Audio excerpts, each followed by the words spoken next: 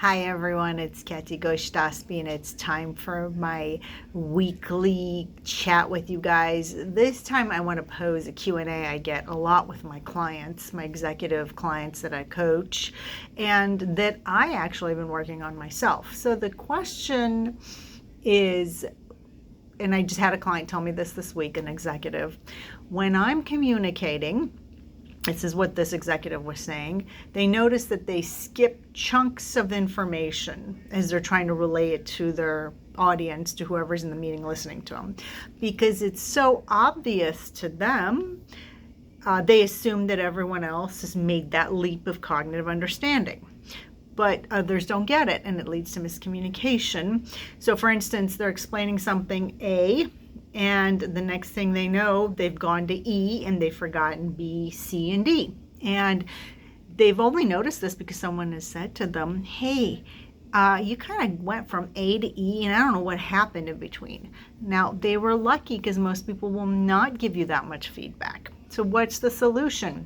So that was the question. What do I do when I skip chunks of information and go from A to E when I'm trying to have a meeting or relay information? And the answer is this. Most of us are fast processors of data. I know I am. I talk fast, I move fast, I'm always working on otherwise. We all process data very differently. You've got to know that about others and about yourself. How do you process data? And here are the solution steps. First of all, know how your audience, whether it's one person or 4 people, process data. Now, if you're a public speaker like me, you can't know what hundreds and thousands of people are doing, how they're processing data. So I err on the side of assuming they don't know anything. So never assume you know is step 2, but always have compassion for their abilities, whatever that might be, and it's likely going to be different from you, and have compassion for who they are as people. Remember the humanity of business, okay? Very important. Step 3, bake it up fresh every time, says Allison Armstrong, one of my favorite speakers. Pretend like you've never said this before to anyone, and so how would you explain it? Maybe what you need to do is rationalize, if this was a 4th grader, how would I explain it to them, right? When I was at the SEC, we always drafted everything from a legal perspective like it was written for a 4th grader, okay? So try that on.